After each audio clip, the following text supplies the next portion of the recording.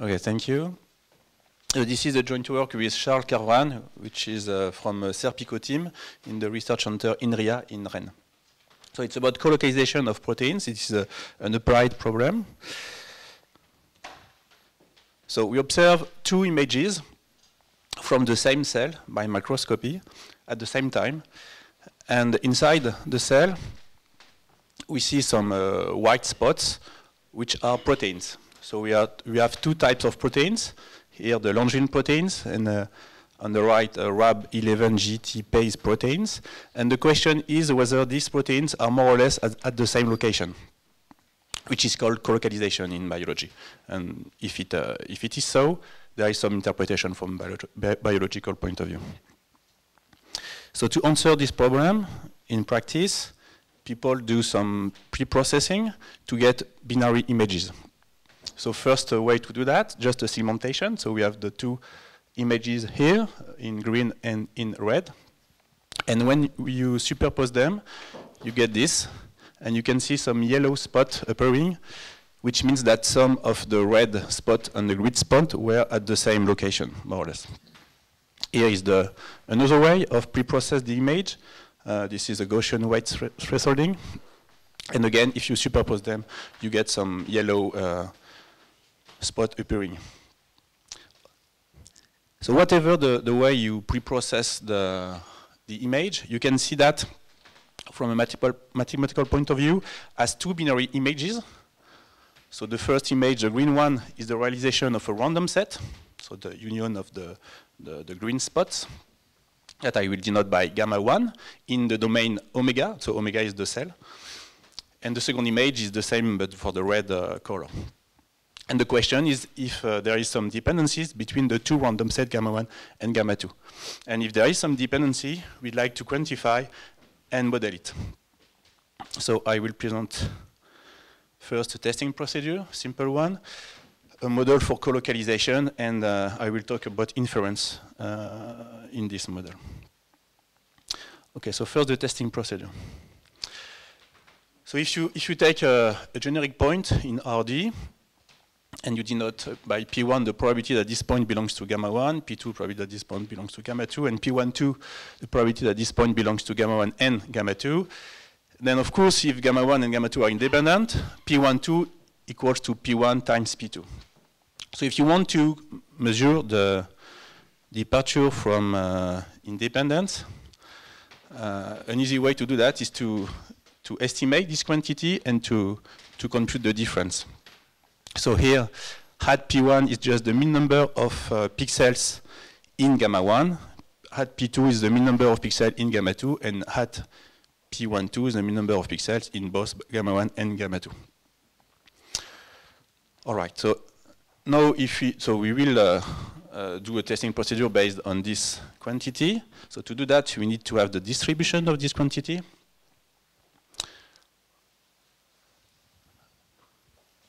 And we can prove that if the two random sets are stationary and sufficiently mixing, so here I assume that they are M dependent, meaning that 2 pixels at a distance farther than M are independent. And if the two images are independent, so if there is no colocalization, then when the size of the domain is large enough, this statistics tends to a Gaussian, standard Gaussian law.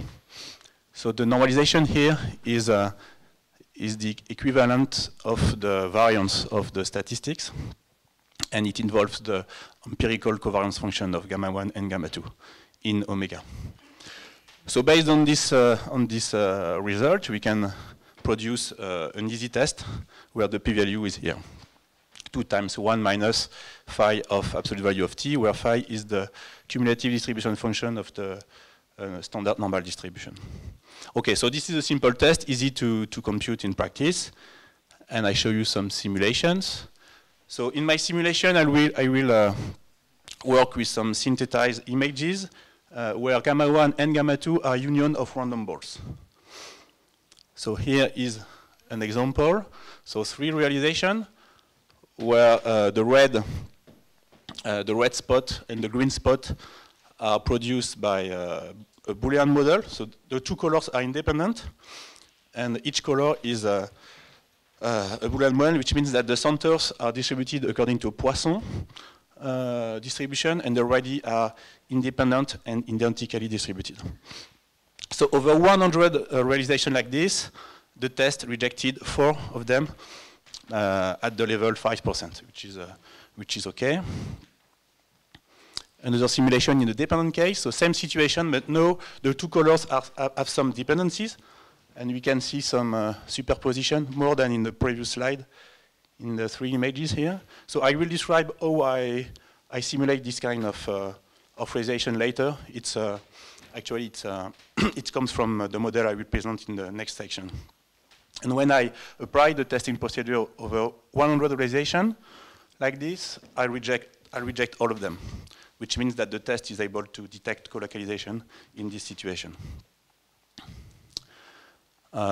Again, another simulation in the independent case, but with a larger radii.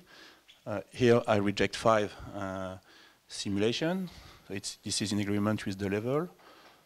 And here the same, but with some dependencies between the balls. And here I reject almost all of them, which is good. So apply to my first images, the real ones.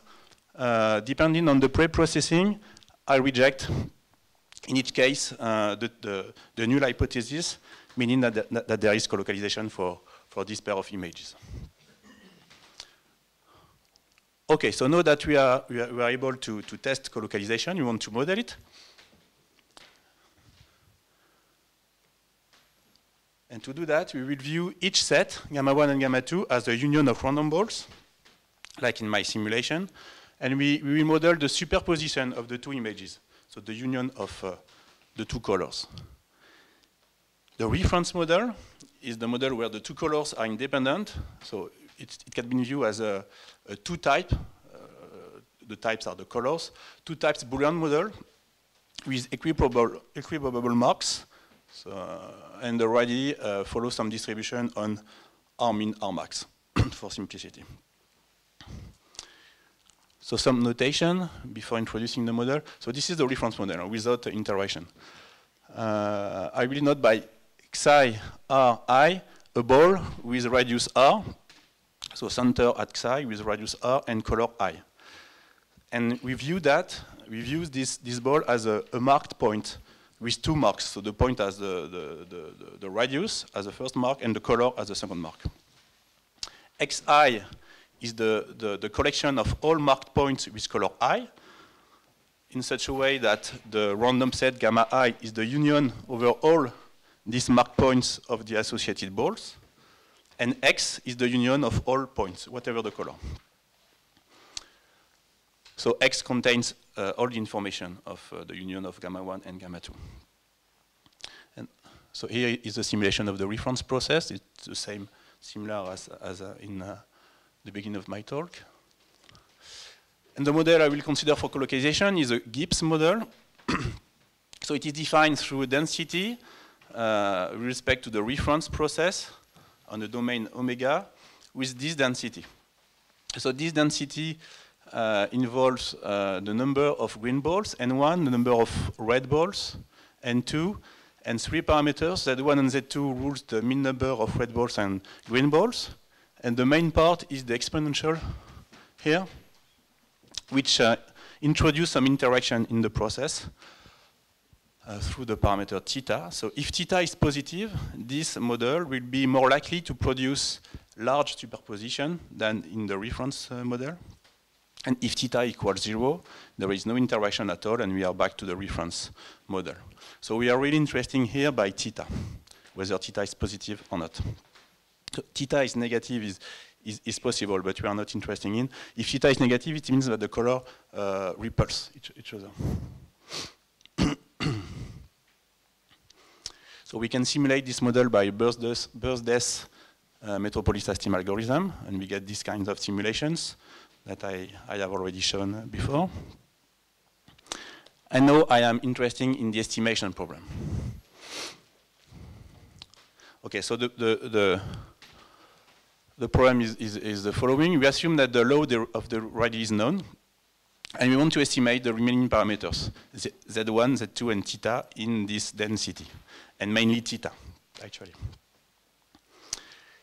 But the problem is that given an image, so for instance, given this random set, so forget the color by the moment, you don't know where are the balls. You only see the union of balls.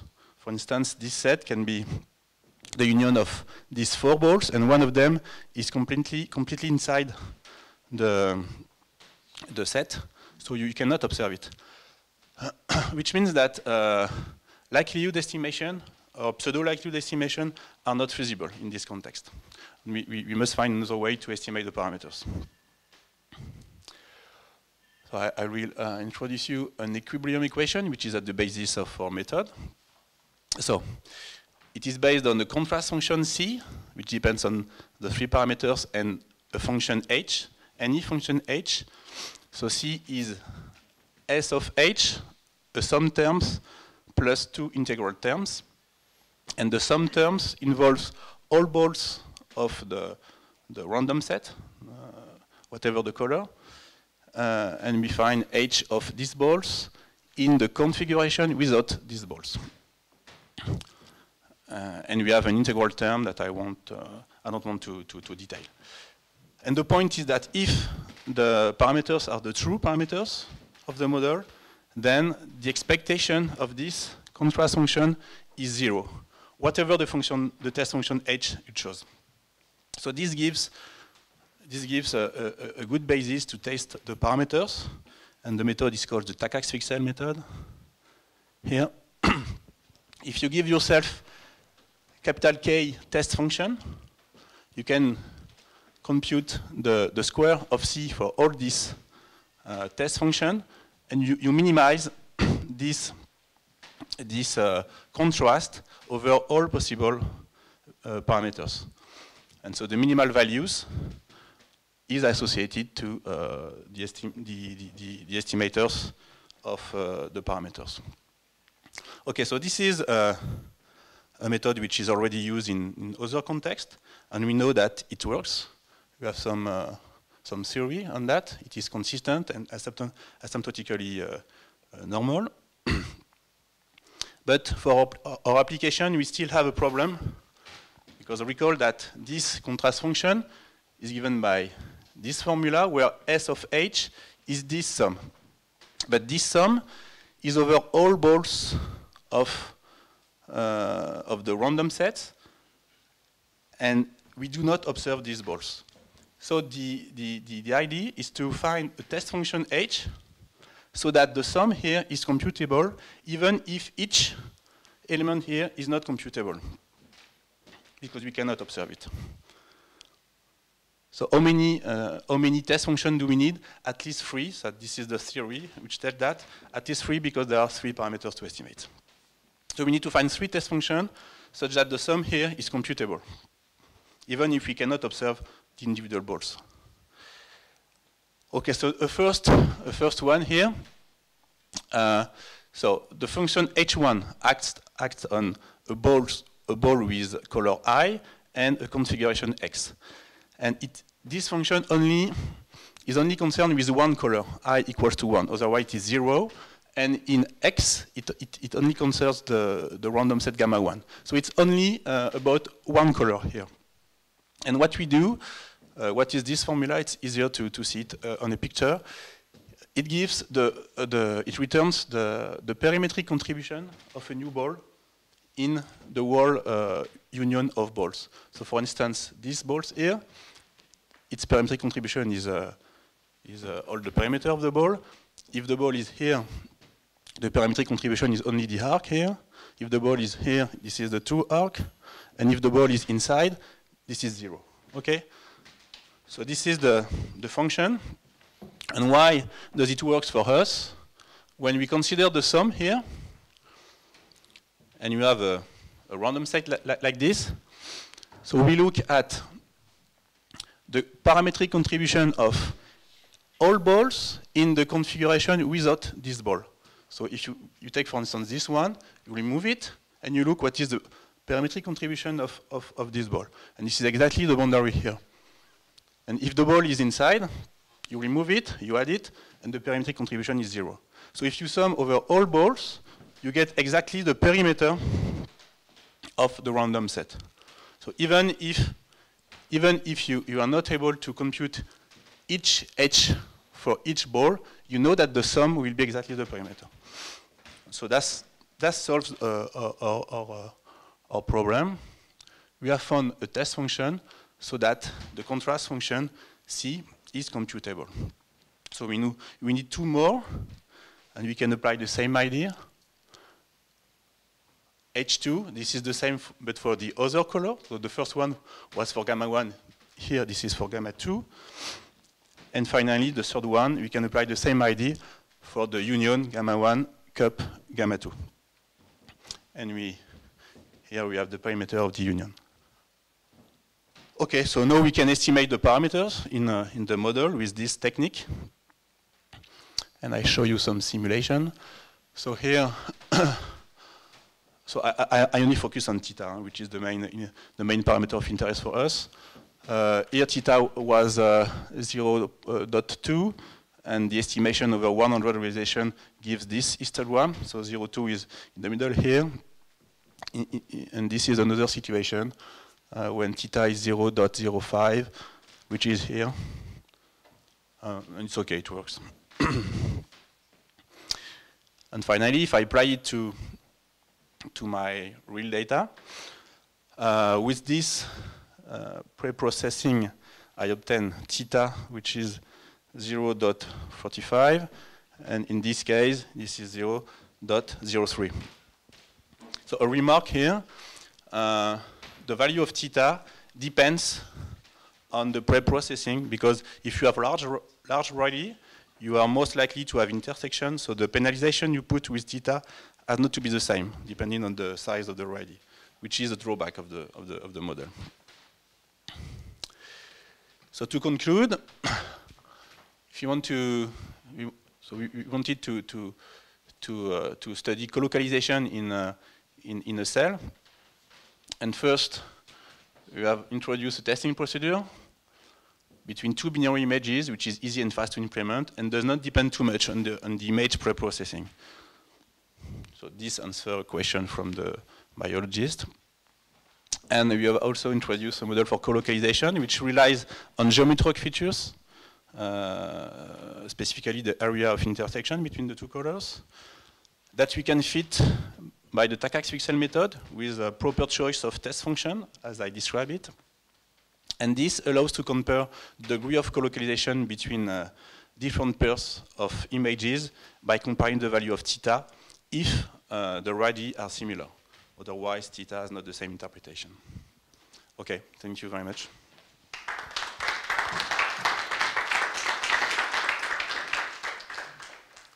Questions? Why is it not possible to look at the mutual information data? Without segmentation, for instance? Nothing, that you have 2 random variables. Two random variables with value in, that is your law, P1 belongs to gamma 1, P2 to gamma 2. Yeah. And just try to compute mutual information. I'm not sure I get it. The mutual information would be what I denoted by P12? No? No, mutual information is given by the entropy of the joint variable Yes. minus the sum of entropy of the opposite. Yeah, okay. So in order to test... Just because it is an absolute measure of dependency. Okay, so we have to do that for the cross images, right? Absolutely. Yes. Okay. Yes. Okay. It's a possibility. So here the testing procedure is not the main part of the work. Actually, it's a very the objective of this first part was just to provide a simple test, easy to apply in practice, and easy to compute. But it is parametric. No, not the testing procedure. No? It just compares the probability to... Yeah. And then there is the model. Yes, and the second part, then there is a model with a parameter which should quantify colocalization in some way. It's not perfect because it's not an absolute value, but there is no alternative so far to quantify colocalization through a parametric model. Another question? Maybe a quick question about the real data application. Yes. What if to get your things to work? So that you need your images to be exactly in the same coordinate system, right? If you Yes. sometimes they have to be registered, otherwise you can't apply them. Can you extend it to some? Suppose that I think you can extend it. Yes. Yes. one of the images. Yes. And another rotate it, for example. Yeah. Compensate it. Yes. Yes. Yes. Yeah. Yes. Okay. You have at some point to deal with the intersection of the two sets, so this must make sense. But otherwise, it can be a larger image and a small. You can rescale everything. The theory works similarly well. Yes, yes. But if there is some displacement, yes, you have to correct some in some way. Yes, of course, because you look at the intersection of the two images. So let's go again.